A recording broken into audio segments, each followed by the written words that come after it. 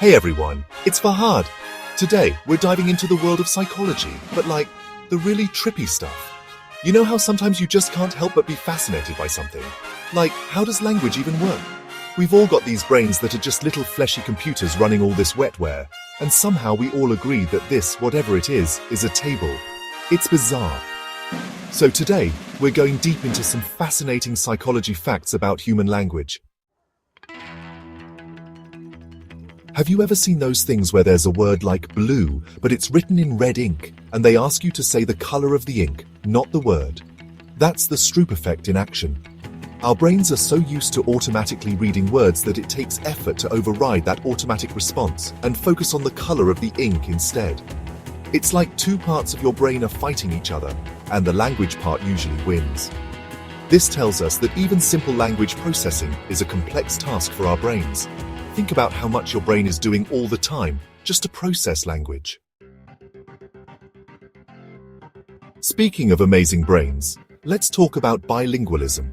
Did you know that speaking more than one language can actually change the structure of your brain? It's like a mental workout that strengthens those cognitive muscles. Studies have shown that bilingual individuals tend to have better executive function, which is basically the brain's ability to plan, focus, and switch between tasks. It's like having a supercharged mental control panel. Like, you know when you're trying to make dinner and talk on the phone at the same time? Yeah, bilingual folks have got that on lock. Bilingualism has also been linked to a delayed onset of dementia and Alzheimer's disease. So, if you've ever thought about learning a new language, this is your sign. It's not just about being able to communicate with more people, it's about investing in your brain's health and well-being. Now let's get philosophical for a moment. Have you ever wondered if the language we speak influences the way we see the world? That's the question at the heart of the Sapir-Whorf hypothesis. This hypothesis suggests that our language doesn't just reflect reality, it actually shapes it.